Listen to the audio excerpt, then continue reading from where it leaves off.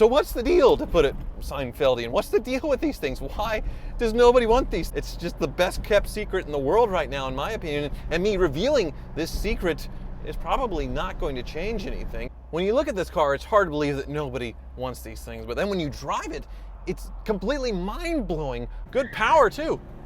Just broke the tires loose. Welcome to Hoovie's Garage, the dumbest automotive channel in all of YouTube, and this is a 1973 Mercedes 280 SE 4.5, and it is a Mercedes that nobody wanted. Now you're probably looking at the screen and thinking, well, I want this Mercedes, but you didn't. You had every opportunity to buy this car for very, very cheap, and you didn't buy it. It was sold on Bring a Trailer, widely advertised, only brought $7,600, which didn't meet the reserve. And after that, the seller advertised it all over the internet with no takers. So I decided to scoop it up, like I said, for $9,000 and see why nobody wants this Mercedes. Prices have exploded on literally every other car on the internet, every collector car, every kind of Mercedes. Even the old diesels are bringing $25,000, $30,000 if they're as nice as this. Original paint, full service records from new. I'll get into the condition of this car in a little bit, but it is an incredibly well-preserved original, but nobody wants it.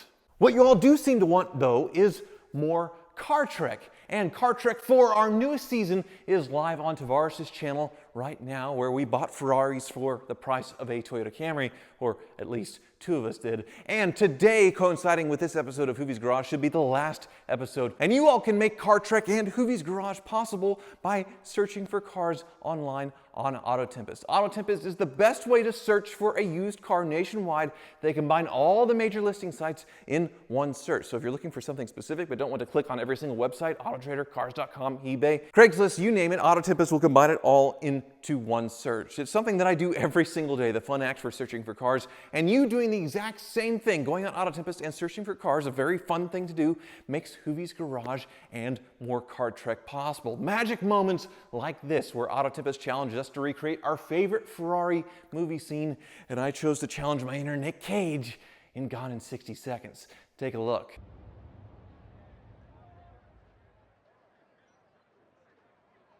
My name is Roger, sir.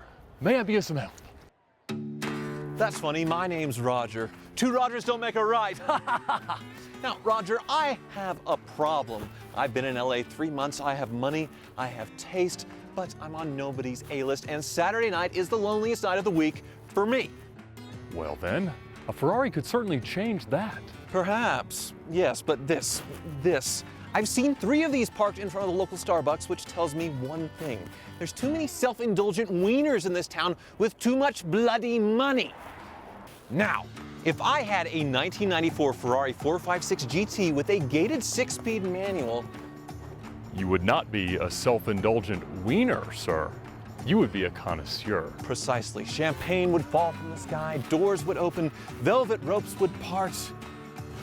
I don't have one here, sir, but I do have one in the warehouse. What else do you have in the warehouse? Yes, $9,000 for this seems like an absolute steal, but it's kind of the going rate for this car. It's been the same price for over 10 years. I've always wanted one. I've just never been able to pounce on the right one at the right time. And you can find these in V8s, inline 6s, manual transmissions. There's plenty to choose from of the 108 chassis. But in my lifetime, they've always been cheap and underappreciated, and that theme, that trend seems to be the same, and it makes absolutely no sense to me. This was the S-Class before, well, it's not really an S-Class. The next generation was actually the first generation where they used the S as sort of the class of the car. Back in this car's day, you actually needed to know chassis designations to know the difference of this being a 108 or a 109 chassis, or 116, 123, 107, right behind me. It all gets very confusing, and Mercedes did a very good job of confusing people with their nomenclature, which we'll get to the back here in a little bit with that. But this was the first car that put Mercedes on the map when it comes to U.S. buyers, like what Lexus did to Mercedes in 1989 or 1990, or even most recently Genesis with Hyundai and all their new span of luxury vehicles, just turning the whole luxury game upside down. This is what Mercedes did in the 1960s to disrupt the American luxury car game and, well, establish Mercedes as the dominant luxury brand in the world. Before this, Mercedes was coming out of an awkward post-World War II era. Of course, Germany chopped in half with the Berlin Wall, and the cars, the earlier ones, well, They had the fins on them like the 50s cars. They were always a decade behind. They either look like pre-war cars or they look like cars from the 50s, and going into the 60s, they really needed to modernize. So this era of Mercedes, pinned by Paul Bracq, a famous designer, kind of defined Mercedes, the shape of them, for several decades, and it is absolutely gorgeous. Unlike luxury cars of today, there's no mistaking this for anything but a Mercedes. Now all luxury cars, they kind of look the same, but back in the day, look at this big grille, these stacked headlights. There's no mistaking this for a BMW, for a Cadillac, for really anything else. You would mistake this Mercedes, though, for a lesser or a nicer model because they were so similar, and a lot of that confusion comes from, well, the back of this car. So Mercedes today is very confusing with their nomenclature, with their badging. It makes very little sense. The CLS, CLA, GLA, the numbers don't match up to the displacement of the engines. It's not a recent trend. Mercedes has been doing this, well, for over 50 years. This car is a prime example. We have a 280 SE 4.5. So it's not a 280, a 2.8 liter inline six. It is a 4.5 liter V8, but they retained this number because, well, because. They didn't always do it that way, because there used to be the 250S in this chassis, which was a carbureted inline six-cylinder engine, I believe, and the 280 SE was the fuel injected. That's what the E means on this car, was like Einspritz or something. S means Sonderklasse, for the full-size big class. So the E-Class of today comes from the old Mercedes 300Es, which the E signified fuel injection, the D 300D signified diesel, but then they just made that into the E-Class because most people were calling it the E and the D and the S, and well, that's what they did. But back in the day, it was very different. And even weirder was the different chassis, the 108 and the 109 chassis. This is the 108, this is a lesser, but it's basically kind of the same car. The 109 was the more luxurious version. It had air suspension. It had the 6.3 liter V8 in some cases, which is the most desirable version of this car, arguably, other than the convertibles, I suppose. And better finishes on the inside and out. I believe the chrome was different. This is like anodized aluminum versus actually real dipped, nice, fancy chrome. Vacuum locks, power windows, that kind of stuff. But it all got more murky as the model years went on. This is the very end of the run for this chassis. 1973, they were actually making the new S-Class at the same time as this. So it has a lot of the luxury items and a few other strange things, which I shall show you now on the tour of my newest purchase.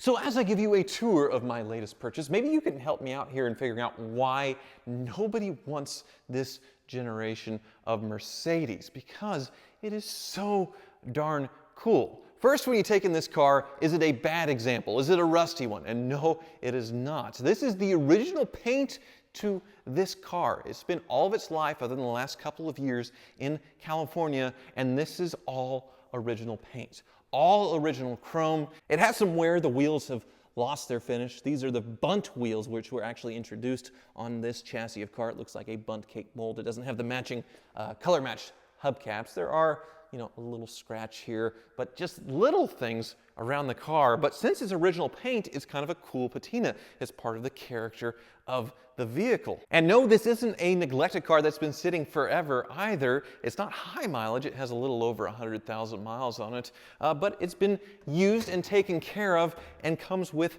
complete service records. I mean, complete back to 1974. This goes through the early 2000s, and then we have a few more recent service records that were pretty extensive. So this car was well taken care of under the hood, inside and out. And we'll look inside just so I can show you. Look at this original blue vinyl interior. Very, very nice shape. The wood has some surface cracking in it, a few cracks on the dashboard, but overall just nice character. This is a very well-preserved original car. The horsehair padding starting to degrade in the seats, and you can see it coming out in the carpets. That's why this thing's lost some cushioning, and you can kind of smell, well, smell horsehair in the car, but that can be corrected. It's just a normal age-related thing, along with the seals here. They whistle when you drive it. But if you leave this quarter seal open just a crack, it doesn't whistle or make very much noise, and then you don't even notice it. But I can replace these. They're $100 each. Not cheap, but not expensive either. And inside, it is a very cool, classic interior. But it has all the modern comforts. You have air conditioning, you have heat, defrost, all lights and wipers. I guess lights and wipers aren't modern things, but it does feel, when you drive it, like a much more modern car. power windows down here, but look at the condition of this thing. Yes, it has some wear. Yes, it's not mint, but it's a really nice all-original Survivor. And if you were buying a later generation of S-Class or a 300 diesel, which I used to own several examples of those, in this kind of condition, you would be paying more for it. And that just makes no sense to me at all. Now you're probably thinking, well, this thing's older, so it's going to be more maintenance, but actually, this older car has some mechanical advantages. It's not super complicated with all the modern computers, especially in the 90s and mid-2000s that were really, really bad. No biodegradable wiring harnesses of the 90s. Big gotcha back then. Under the hood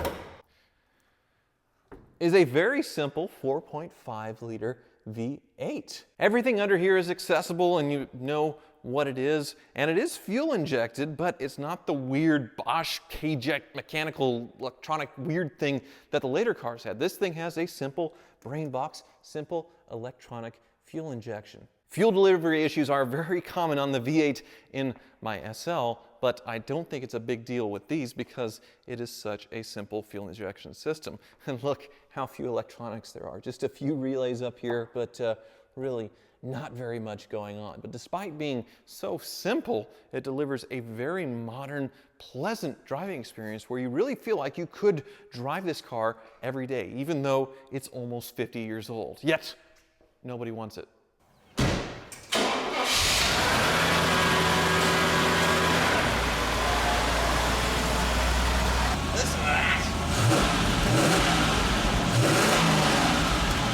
When you look at this car, it's hard to believe that nobody wants these things, but then when you drive it, it's completely mind-blowing why nobody wants these things, because it doesn't drive like an old, crappy car. And this is not an old, crappy example.